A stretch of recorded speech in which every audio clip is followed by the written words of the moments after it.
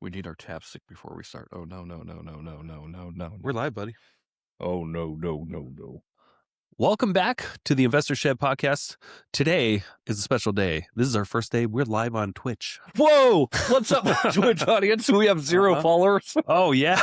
What's up, Twitch? What's up, Twitch? Make sure you like and subscribe. Smash that button. Yeah. We tried to also go live on LinkedIn, and they're like, you don't have enough followers for that. Oh, maybe we should try my account on LinkedIn. I guess so. We need 150. Oh, I got 150. Okay. We'll have to use Jeremy's. You didn't even tell me that. I didn't know. All right, everybody. We're talking about real estate for those Twitchers that don't know. You son of a Twitch. You guys just want to watch GTA clips, and you're not going to today. You're going to be sucked in to this incredible experience of the Investor Shed podcast, where we talk real estate, we talk investing, and we talk our personal lives that nobody gives a shit about. That's true.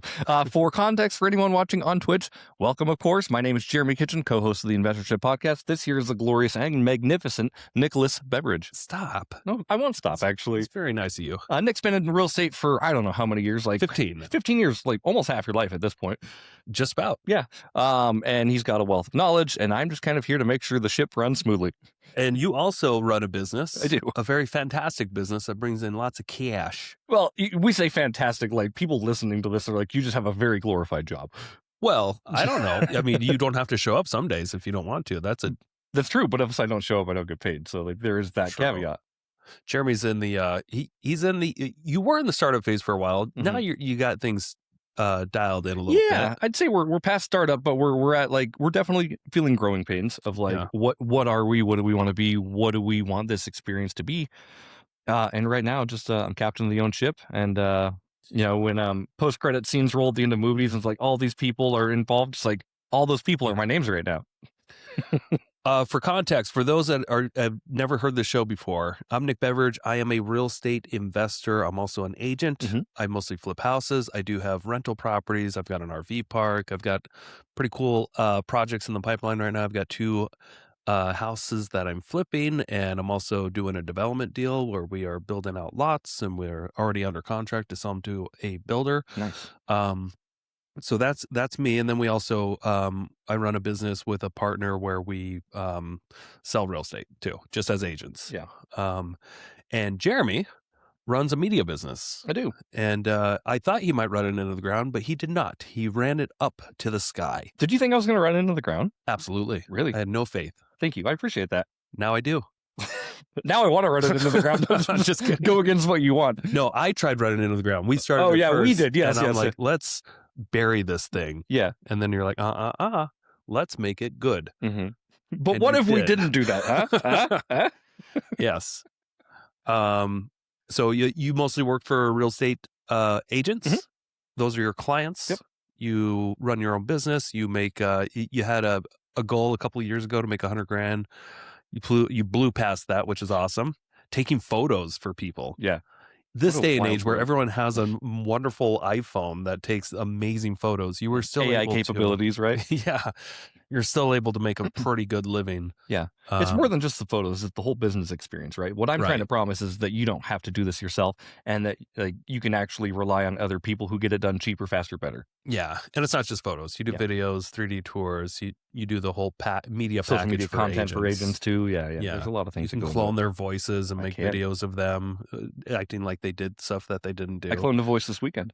Nice. Yeah. Tell me about that. I do a sponsorship for Women's Council of Realtors as well. So in order to do the sponsorship, I exchange videos for the sponsorship, basically. Perfect. Keeps cash in my pocket, keeps cash in their pocket, basically. Nice trade. Yeah, nice little trade.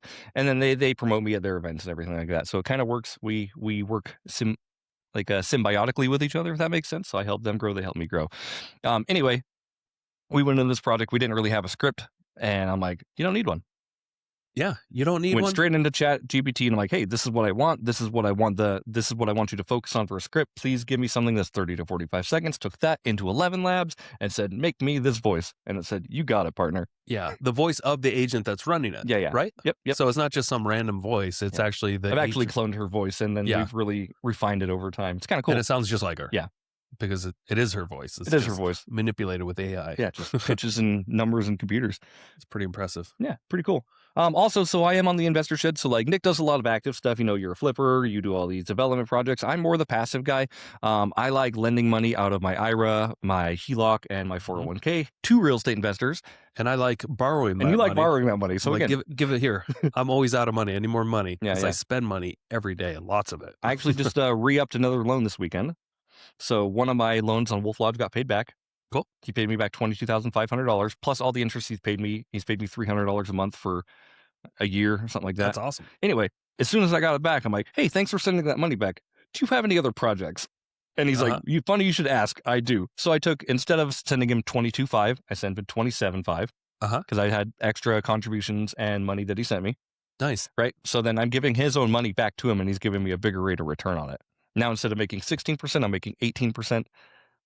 And I'm making a pretty good return. Yeah. So I went from $300 a month on that to like $422 or something like that, which that's just how that money works. I love it. Compounding those returns, Jeremy. What? You're playing with house money. I'm playing with house money. That's awesome. Yeah. No, like I said, like the money came in. I just like, do you have anything else that you'd want this money for? I know it's not a lot, but it's a little engine that could money. That's awesome. Yeah. So that's what we do. That's kind of the dynamic of the show. We're like it's the first episode and we've been here for like 300 episodes. Well, I think it's important to catch people up because I think we just kind of assume that we have regular listeners. Yeah. But in reality, we actually don't. There's people that just randomly tune in, find us online. And of course now on Twitch. Right. Throw your video. We're gonna have nobody listening on Twitch, but this episode is geared towards Twitch. No, I'm just kidding. We wrote a whole episode for you, just like our X episodes, where we always have. Hey, remember how we always had like one view on X when we started going live on that? There's like 15 now. Do you pay AI accounts to go do that? No. Okay. Nope, not yet. Not yet. I'm still obsessing over AI tools all the time. And we're not going to get into that today. We will later. So if you like OpenClaw and agentic models, we're going to talk a lot about that in other podcasts. Yeah. I'm light years behind you. I finally got paid up. Finally got caught up on a paid subscription to ChatGPT. Okay. But it's going to do what I needed to do for media and stuff. Because now I can feed it clips and it can like AI that really easily and I don't have to touch it and just. Good. Yeah. You should. Yeah. You got to implement as much AI stuff as you can. Stay ahead of it, or else you will get ran over by other people that are going to use it. Yeah. Ran over. Especially in your industry. Yeah. And mine is coming. Oh, yeah. Yeah. I think yours is already there, honestly. Like, if agents aren't utilizing real AI right now, they're going to be so far behind the schemes. They will. Very quickly. But today, we're going to talk about competition. I love it. A lot of people view competition in their business as a bad thing, and maybe it is. It depends on how many people you have in your industry, what their success ratio is compared to like how many people go in. Like, for instance, in my real estate sales business, we have a very low bar to entry. Sure. Our competition is insanely weak. Yeah.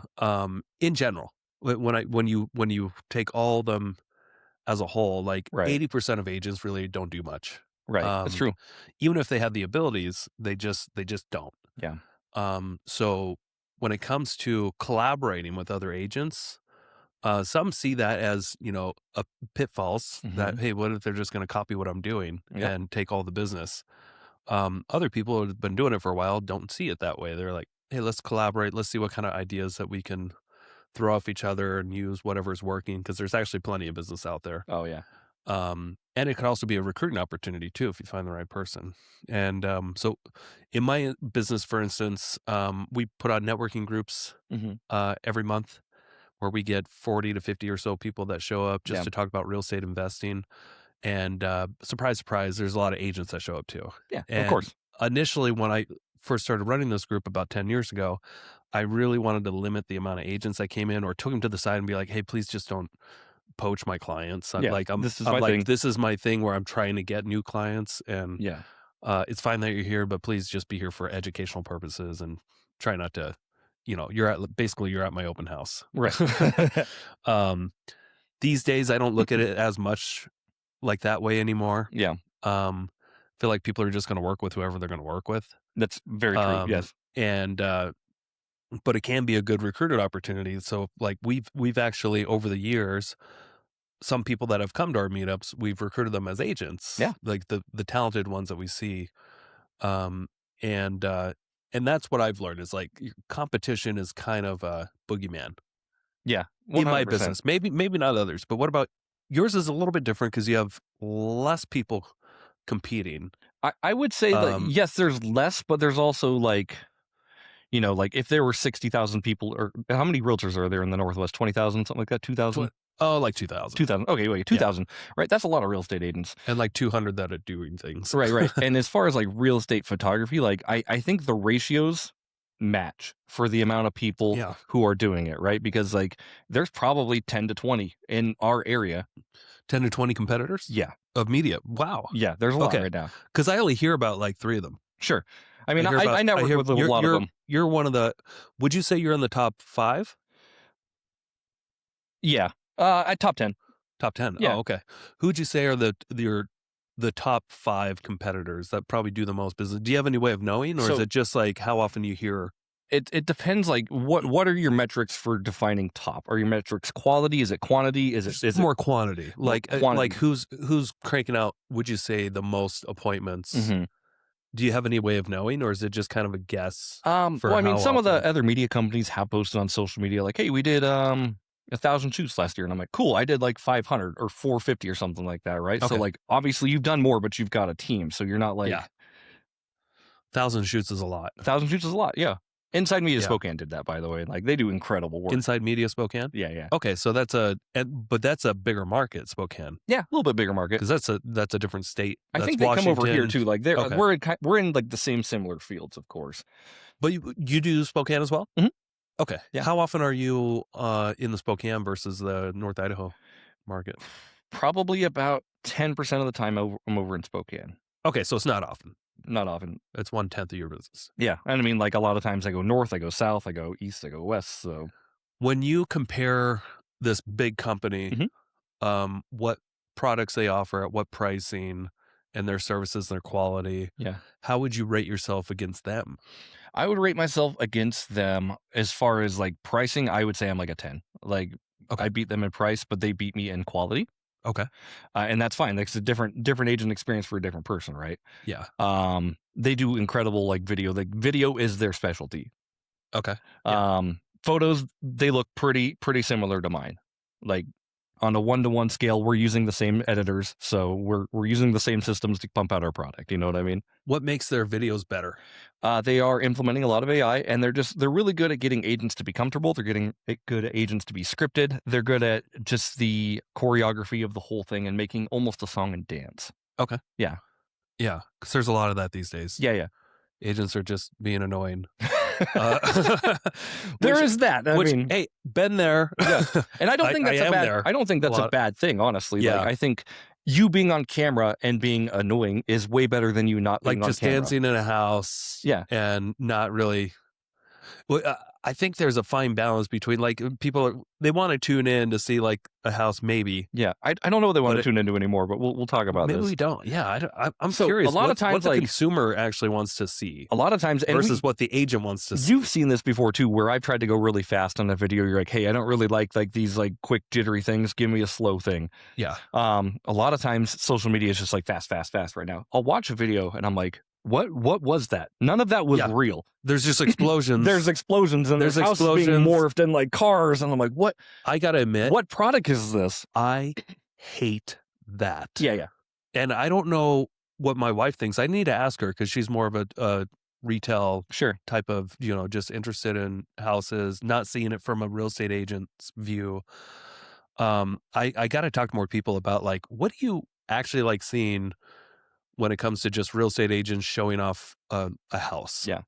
Do you like the fast, crazy AI stuff with morphs and all that? Mm-hmm. Do you like it quicker, or do you like a kind of a slow burn? Yeah. Do you like the agent kind of walking through and showing, or just no agent at all and just showing the house with music? I'm curious, do you have any insight on what consumers actually prefer to see? So consumers like to see that their agents are online. right? Okay. So this is a good way for people. Like I always say, like Instagram's not going to sell your house. You know what I mean? People don't go to course not. Instagram to go buy a house, but they will go to see how well you present a house. Okay. You know what I mean? So that can help you bring you future listings, but I don't think it's actually going to sell this listing. And I could be wrong there, but you know, agents, it's all about who you know, like, and trust, and just staying in front of camera and staying on top of these Yeah. things. Like, right, you do your networking event because it keeps you relevant. Sure. And this is just the way that agents are doing that, basically. It's just my way of getting in front of faces. Yeah, exactly. Yeah. And that's not kind necessarily contacts on the phone, but like face to face, Yep. seeing people, letting them know I'm a real estate agent that Yep. can help. And there is science behind it that it actually Yeah. works. Like I post a lot on Instagram, on YouTube, and everything like that. When you get a booking, and I always ask new people, like, "Hey, how'd you hear about me?" They're like, "I found your Instagram," and I'm like, "Great, Oh, cool. something works. All right, Instagram. something is there." Yes. Yeah. And then same thing with like Google, you know, like you don't think anybody finds you on Google, but I always ask, like, how'd you find me? I don't market on Google. I mean, I'm like, I have a website. But you have on a page. Yeah, they're like, I where found you on Google. Do Like, people give you reviews Yeah. on Google? Do you ask for them? every now and then, yes. Good. Yep. Yeah. Trying to bump that system back up, but funnels are being put in process, of course. So when I email people and when I send them photos, I'm going to send them reminders to give me 5-star reviews. All this is in the back end, like cooking right now. Yeah. But yeah, I think agents want a couple things. So they want to almost keep up with the Joneses. Yeah. Right. So like seen that. being in front of people is important.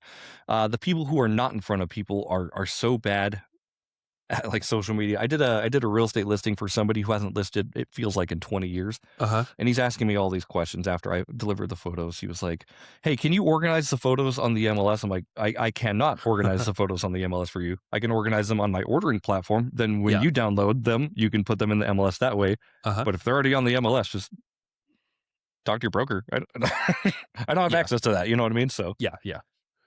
anyway, it's just like, oh, you don't know anything about social media, and that's okay. Well, could you at that point be like, well, my wife runs this listing business and she could do all this for you? I could. Do you ever recommend that? I do. When people ask You can tell those when questions? people are wanting the help versus wanting to do it themselves. So Yeah. Okay. you know what I mean? Like he doesn't want to pay an extra $400 to get signed up for a TC and then have to. He wants to just get it done. Okay. Cool. Good luck. Yeah. Yeah. Anyway, that's So just you got to put up boundaries. Yeah. You got to put up a couple boundaries. Like I always pitch the service. Like my wife does this. I mean, she'll answer like a question or two for free, but like any more than that, she has to sign you up as a client if you want to get deeper in it. Yeah. So I had to fire a client for the first time yeah, you did. a couple weeks ago because of boundaries. Yeah. Like it was hard Yeah. for me because I've never actually, I don't think I've ever actually fired a client before. Like literally, I'm terminating your listings. Yeah. Based off your behavior. Yeah. And I know Like, this that particular was- client you're talking about. So Yeah. And it's tough, but like boundaries, dude, you gotta be strict with boundaries with certain type of people that Yeah. will take advantage of it. Because I kind of like let the boundaries not totally exist sometimes just based off how much time I have available. Cause I like to just do things and help people. Sure. And then sometimes I get busier and it's like, I can't do as much, but I can refer you people, Yeah. blah, blah, blah. I feel like that's good karma to put back into your yeah. business when you're helping people like that, right? I'd put into a karma bucket, and eventually this karma bucket might pay me off. It might not. Yeah. Like never expected, of course, but when it does pay off, it's kind of cool. It does. Yeah. It does pay off eventually. Mhm. So, how do you feel about firing this person? By the way, like Relieved. good. Okay, that's great. Yeah. You weren't Hard nervous in the about, moment. like, yeah, Oh yeah, it's nerve-wracking because it's just like somebody that you've worked with for 2 years. There were 3 properties to sell. I basically sold all 3, Sure. and then he screwed up 2 of them yeah, to like get them back. Like actually, like I think he intentionally tried to just because he's such a dick, Yeah. tries to ruin things. yeah. That's Just that type of some personality. people like to see the world And- burn type and of you thing. just- yeah. Yeah. And eventually I just had enough. Yeah. And I have a pretty high patience Mhm. for clients, pretty high tolerance. Yeah. For putting up with kind of some bullshit. Like I just let it roll off me. I don't care. Yeah. Like You kind of have to have But- thick skin in this business. You but really do. it got to a point where it's just like you are asking and demanding us to go way above. Like he was emailing my assistant who works in the office, by the way. Sure. To go out an hour to his house, things like he should have been doing, like go in the crawl space and make sure that when the water gets turned on, go in the crawl space and make sure that the certain valves are shut and Yeah. watch for the washer because that could be leak. And things like I've already told him, I'm like, we're not doing this stuff for you. Yeah. Like, this you got to get the house ready for an inspection. Right. Like we will gladly coordinate, make phone calls and all that stuff, but we're not like she's not a field tech. Yeah. She works in the office. Yeah. Looking over contracts. And then we got somebody for him to do all this stuff very cheaply. Yeah. Like we went through the hassle of trying to get him bids for somebody to totally get this house ready. And they gave an unbelievable price. And he was just like, this is bullshit. No. Okay. Like, okay, what do you want now? Like, you want me to go get more bids cheaper than I've ever seen in my life? Yeah. To do things that you are not willing to go and do yourself? Anyway. Eventually, it didn't work out. Right. Cool. And obviously, like, you've been in this business long enough, Nick, where you know that, like, sorry, my stool broke. You just pulled and broke it. Well, I was trying to get it back up. It was bending downward. Obviously, you've been in this business long enough. You know that obviously there's an abundance of business out there. There is. But it is hard to realize, like, sometimes you do have that scarcity mindset of, like, if I mess up this one thing, it is going to snowball and nobody's going to want to work with me. The funny thing was, after I finally, fired him and he agreed, we terminated that night. Joe texted me, said, hey, got a $1.8 million listing we're going to get. I love it. And this guy's easy. I love it. He doesn't care what the commission is. I was just like, what? And that's the point that's the point I wanted to get to. And this is, we basically lost or not lost, but forfeited about $500,000 in, sales prices, and Sure. just exchange it for a much easier client, $1.8 million Yeah. Worth of volume. And it's amazing how the universe can say, hey, we have plenty more. Yeah, absolutely. The universe is always like, there's plenty. Yeah. There's plenty always. And I think, like, a lot of people go through this. Obviously, if they get rid of a customer, they think, like, wow, this is the worst. And, like, you should really switch that mind frame, because there is this abundance out there in the universe. My wife does this specifically when she wants to fire a customer. I'm like, fire them. Seriously, like, fire them and watch and make room for somebody new. Yeah. Give openings for that. Yeah, exactly. I mean, I fired a couple clients in my life, and then it's nice knowing, like, I don't have to work with you. Yeah. Good luck, Chuck. Yeah. Have fun with the next guy you try this on. Yeah. But yeah, and speak specifically in our businesses, like, we're talking about competition. That's where this, all kind of comes in. It's an abundance mindset. Yeah. Like, really, I think it will serve you more Mm-hmm. to have an abundance mindset versus a scarcity mindset. I've never actually been in a situation where the scarcity mindset has worked. Yeah. That I can think of. A lot of times my thoughts become the things, anytime what I mean? I've intentionally tried to be as cheap as possible, Yeah. it's always backfired. Yep. So I think it's just important to be like, just choose to be an optimist if you can. Yeah. Choose to live with the reality that there is a lot of opportunity out there. Yeah. There's plenty of people to work with. Right. There's plenty of competition out there. And it's not a big deal, because there's even more opportunity than there is competition. Right. I agree. And I think, go ahead. Sorry. No, but I think that's the big point where we can almost wrap up this podcast early. If we could just say the biggest thing I've learned, at least in the real estate industry, and I'm sure I speak to a lot of people in other industries, but it seems to always be the case that there's way more opportunity that your competition can never have the ability to go get. Yeah. Yeah. So you don't have to worry about them. Yeah. Just they're a distraction. Yeah. I think I'm truly of the mindset too of, like, clients don't just switch. You know what I mean? Like, so, like, if someone is using you and they go to somebody else, it's not because that person took them from them. It's because you didn't provide enough value to keep them. Yeah. And I fully believe that. Like, it happens all the time in my industry. Like, I'll see a new listing and I'm like, wow, I used to work with that person, and there's an instant tinge of, like, that hurts. But then I'm like, that's what this business is for. Yeah, this is my fault, and that's okay. If my wife cheated on me, it probably wouldn't be because she was swindled by just the most charming person ever. Yeah. There might be something wrong with the relationship. Yeah. Let's look at the baseline foundation here, right? There might be something that I'm not doing. Yeah, exactly. That led to that. Yeah. And it's a really good opportunity to almost self-reflect, honestly, like, because I'll see it and I'm like, oh, cool. Like, I used to work with them all the time. I wonder what happened. Yeah. And sometimes, like, I'll just ask them, like, hey, like, I'm not trying to, like, be weird or anything, but, like, why'd you guys switch? And I'll open up that conversation, because I want to know what it was that made them switch. Yep. To see if I can provide the similar value or know where my leaky holes are in my boat. And it's not enough to be like, well, we're under contract. Right. Yeah. We're not under contract with any of this stuff. You're free to use whoever you want. Like with my wife, for instance, we're under contract. We're married. She's not allowed to cheat. Yeah, but I can't just be like, that's our thing. And like, I don't have to worry about it now. I can treat her. It's not a lifetime I can treat membership. her like shit forever because we're married and she's already agreed that she can't go have an affair. It's illegal. You also agreed that you'd be a good husband and like, but supportive. Some people think about this when it comes to their business relationships with their clients. Like, hey, they already signed up.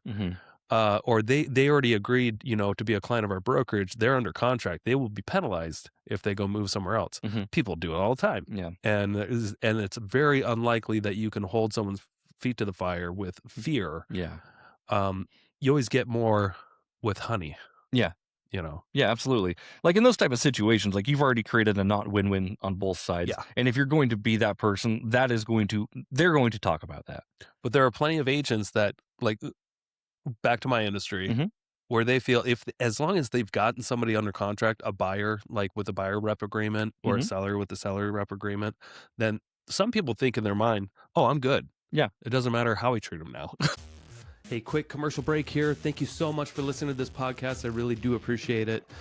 If you want to give back, let me help you buy a house, or I can help you sell a house. It's the only way I make money when I'm not investing in real estate. I don't make money on this podcast or the events I do, but I do make money only when I help people buy and sell houses. So if you're looking for your next investment and you're here in North Idaho, I want to help you personally. If you are not in North Idaho, I can still help you out. I have a vast network of referral partners all across the country, and I can find the right real estate investor savvy agent for you so you don't have to. It doesn't cost you a thing. Thank you for your support. Back to the show. And I've seen that on the back end as well. Not true. Yeah. Apparently, people will abandon you even if they've already signed a paper. It doesn't make it.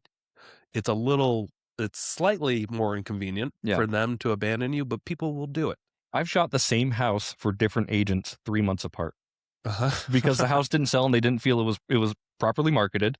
Yeah. And like there's awkwardness when I get there. I'm like, oh shit, did they not like the photos? Like, because it's going to be the same dude showing up to take the same photo. But like, I try to keep these relationships going. And then in between the two agents, one of them was like, hey, do you think we could get the drone photos from the other guy? And I'm like, I'll ask. Yeah. It doesn't hurt to ask. I'll be that mediator. I don't care. Sure. And I tried giving this last time was the first time they ever declined it.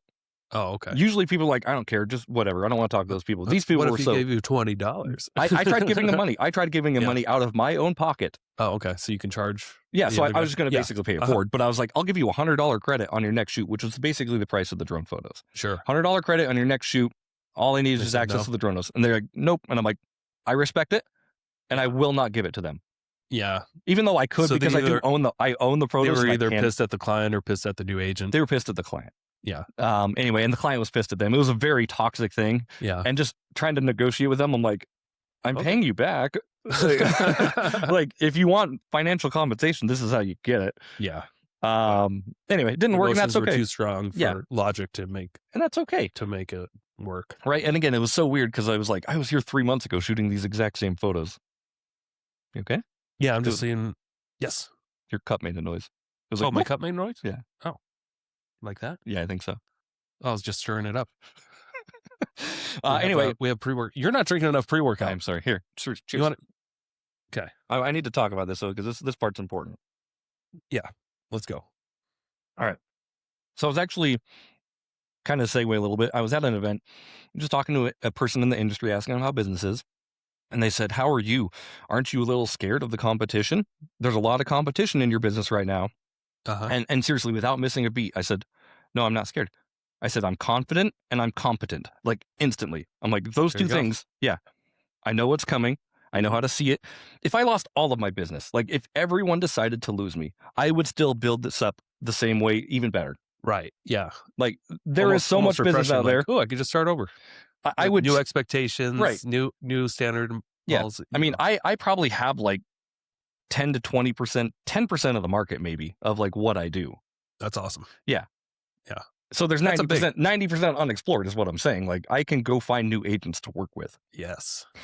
Absolutely. Not saying that I don't love my clients because I love and adore them, of course, but it's if you were all to leave, like I would find a way to not die. It's funny. I had a call from a guy yesterday who he's done a lot of contracting work for me, and he wants me to list his house in the Pinehurst area, 20 acres. And he was almost the biggest. He wanted to make sure that I was going to get drone photos. Yeah. On a 20-acre property. I'll think about it. Like he's definitely wants to work with me. He's just like, do you mind getting like drone photos and stuff? I'm like, I think I would. Yes, of course. If we negotiate a higher, it's going to be $1 million house. I think we can get drone photos. It's going to happen. But it is interesting how some sellers think in advance who haven't done it before. Yeah.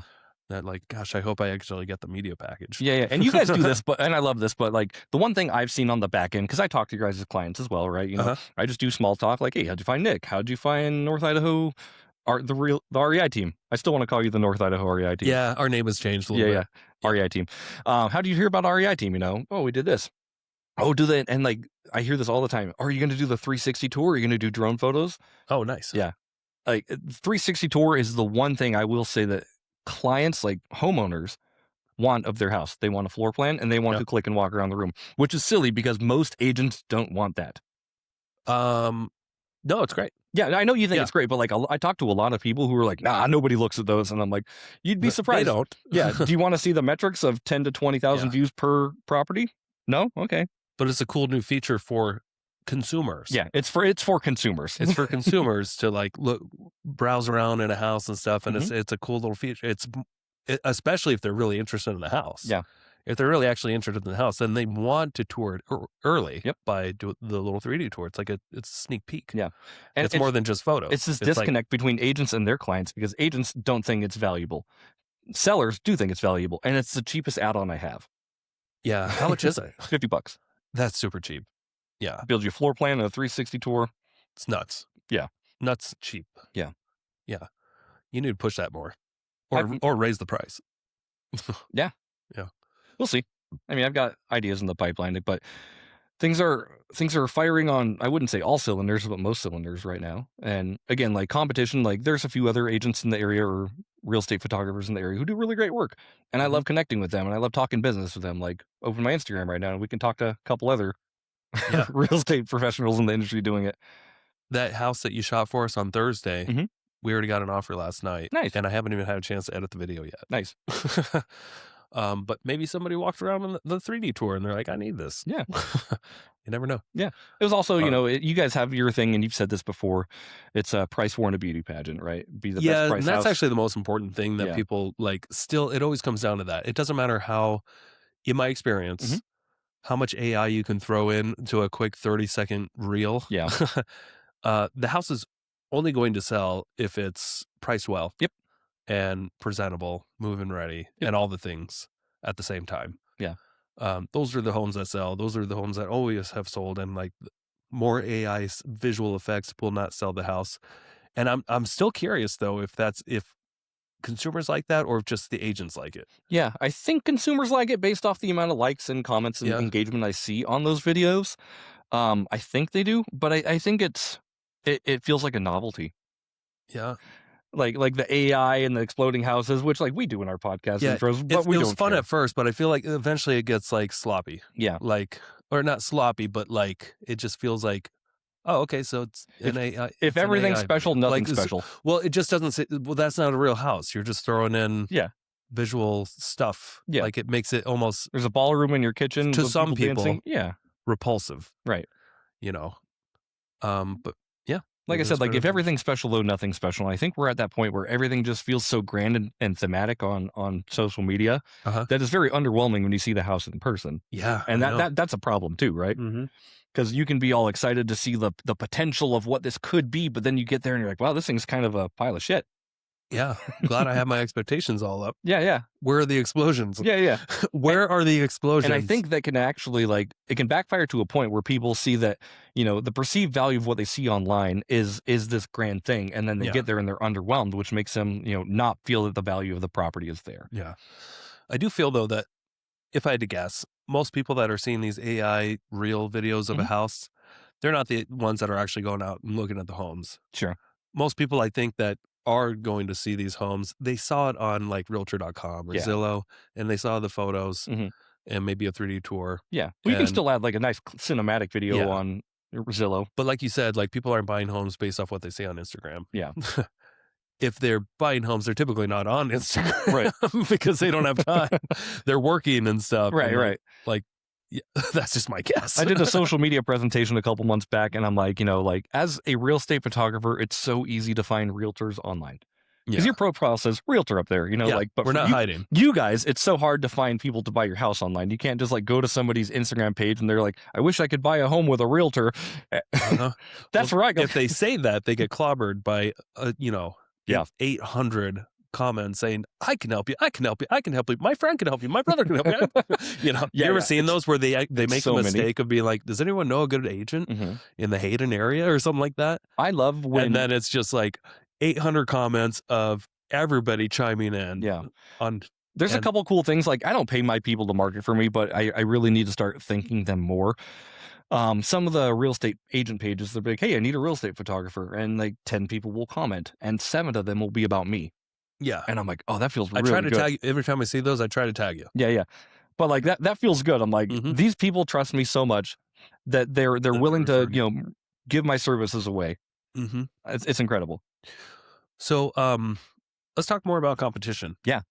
What have you learned from your competition that you've implemented? Anything? Yeah.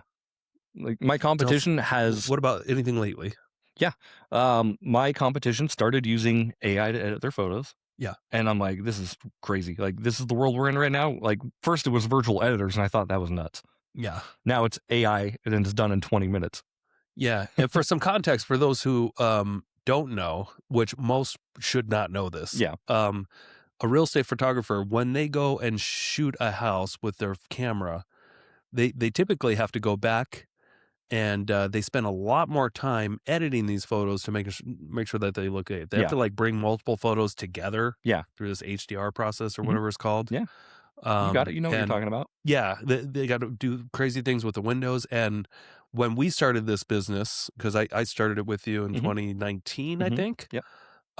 That process took 2 to 4 hours to edit photos. So it was half the day on one photo shoot. One photo shoot Yeah. of editing. And then we always promised we would get the next business day. Yeah. But now with AI, you don't even have to really start your car before these photos are pretty much almost done. Right? Yeah. And I haven't got that far yet. Like I haven't started uploading when I'm driving to my next shoot or anything. That's work in progress. But they get home and they upload super fast. And then by the time I'm done eating dinner, I get an email that's like, your photos are ready. And I'm like, I love it. Yeah. So, and they're even better. Like honestly, like they're better than what I can do myself, and they're cheaper. It's anywhere between like 45 and 60 cents a photo. Yeah. And you know what? The funny thing too, like I spent a lot of time and effort and money in just this podcast studio to get the lighting just right. Yeah.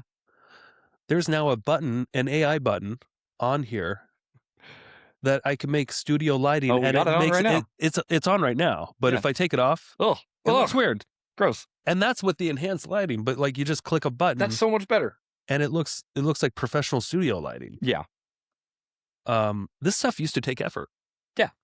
AI is changing everything when it comes to media and other businesses. And and obviously you're using it, and this is a different episode. We talk about AI a lot because it's kind of relevant, honestly. But like your business, you guys are integrating so many cool things on like AI virtual assistants and So I've got a new Mac coming today. A new one? Another one.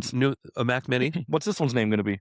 Well, I was going to name her Raven Wolf, and she was going to be operating off of Olama's Qwen 3.5, a local LLM open source, where we're not using any tokens, and it will just use the office energy basically and that computer. And you can run a larger model if you buy more RAM. Sure. So with this Mac RAM's Mini, expensive right now. Yeah. So with this Mac Mini, I spent an extra $200. That's all it was. So it was $800 total. And I had 24 gigs of RAM, so that I can run the smarter model. Yeah. You can run dumber models. Sure. On lower RAM, but this is like almost equivalent of like ChatGPT and Opus and Grok 4.1 reasoning. Yeah. And so the plan was for the last couple of weeks, once this thing finally shows up, because Mac Minis are hard to get now. Yeah. It's going to be talking to my other Mac Mini bot, but it will be doing research 24 hours a day, trying to find the hottest stock tips. Okay, so this is going to be a stock machine.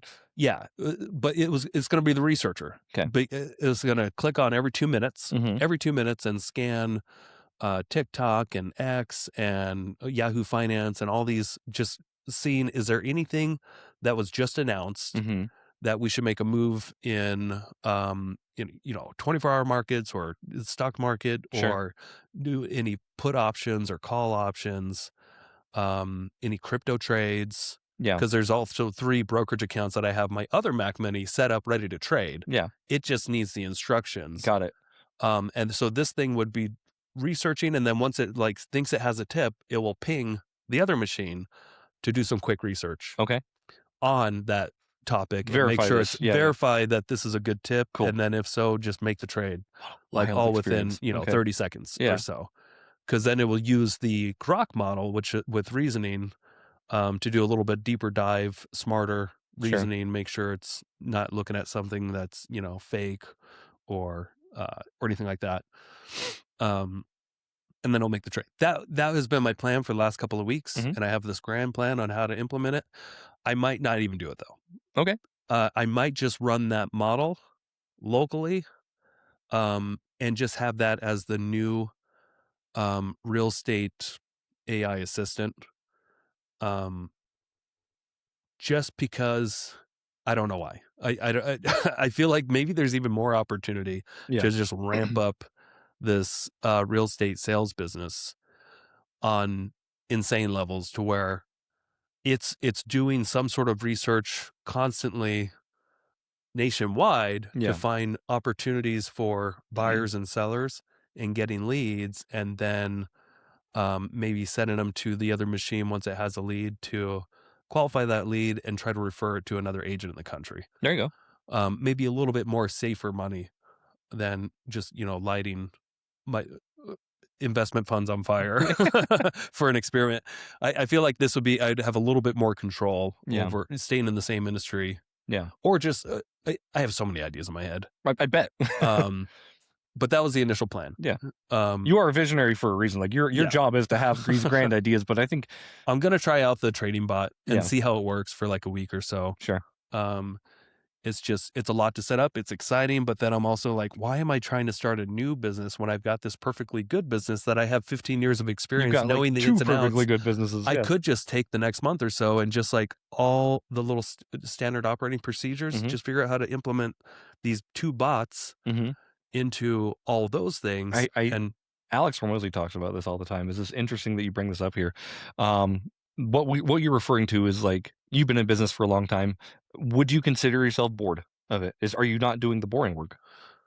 It depends on what week it is. Right. But I mean, I think you're not putting into that system because maybe you feel like you've got it all figured out, or you know what I mean? And you just want something new and exciting. And it's the new shiny button that you want to push, which try it out. I'm not saying you shouldn't, but it's usually the boring work that gets you the money. You know what I mean? Like, that's why I'm thinking going back to instead of like abandon the idea of setting up this trading bot, even though it sounds like it could really work. Yeah. And I verified it with, Grok and Gemini and Anthropic, and I had inputs from all 3 of those AIs to kind of come up with the perfect plan. Yeah. To like for how to mitigate risk as much as possible and keep it as efficient as possible and low cost as possible. But I keep going back to, I watched a lot of Alex Hormozi over the weekend too. Like, why don't I just implement this in my business? Yeah. Why start something new? I already know the ins and outs. I have 15 years of experience in real estate. Yeah. Just plug away at the standard operating procedures and replace what normally we would do.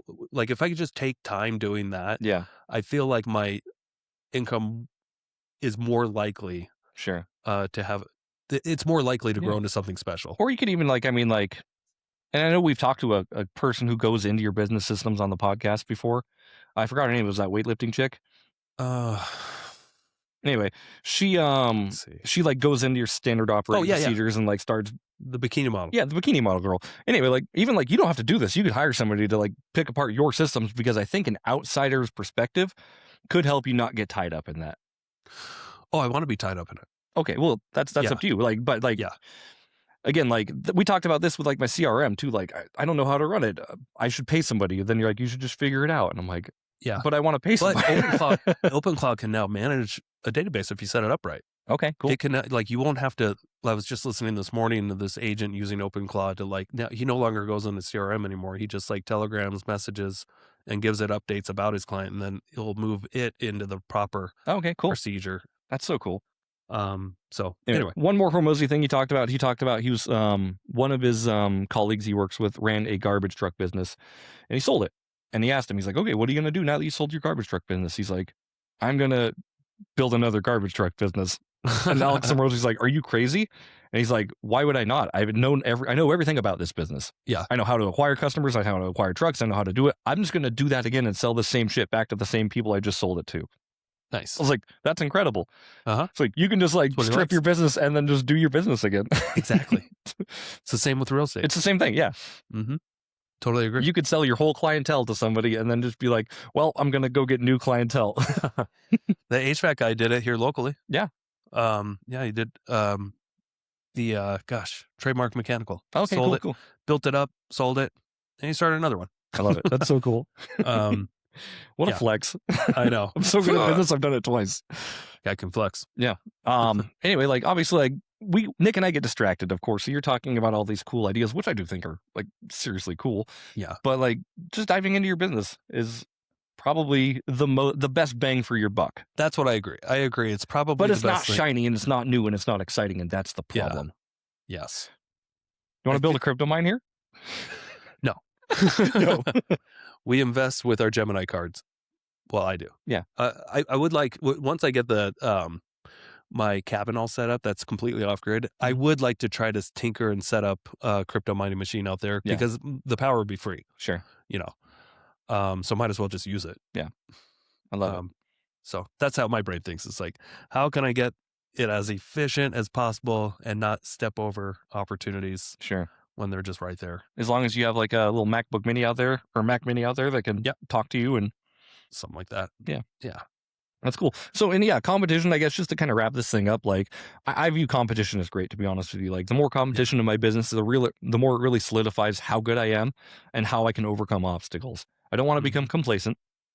I don't want to just be this. I want to continually evolve and do better. And I know that because I look back at my photos from 3 years ago and I'm like, these are really bad. You should have seen the first set. Yeah, so bad. Uh-huh. I do need to make a social media post about it. Like, hey, this is the first house I ever shot. I got a scar on my arm from the drone because we didn't know. Is the scar still there? It was right. Yeah. I don't know. It's in there somewhere. He grabbed a drone out of the sky because he wouldn't land.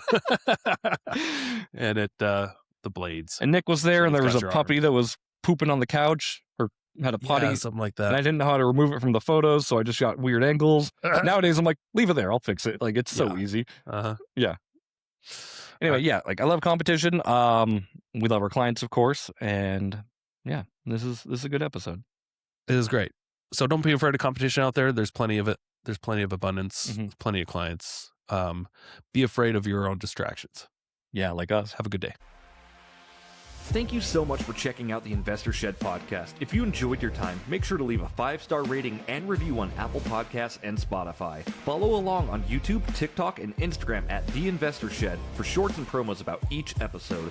Do you want to be a guest or know someone who has great real estate investing advice and stories? Reach out to us at theinvestorshed@gmail.com.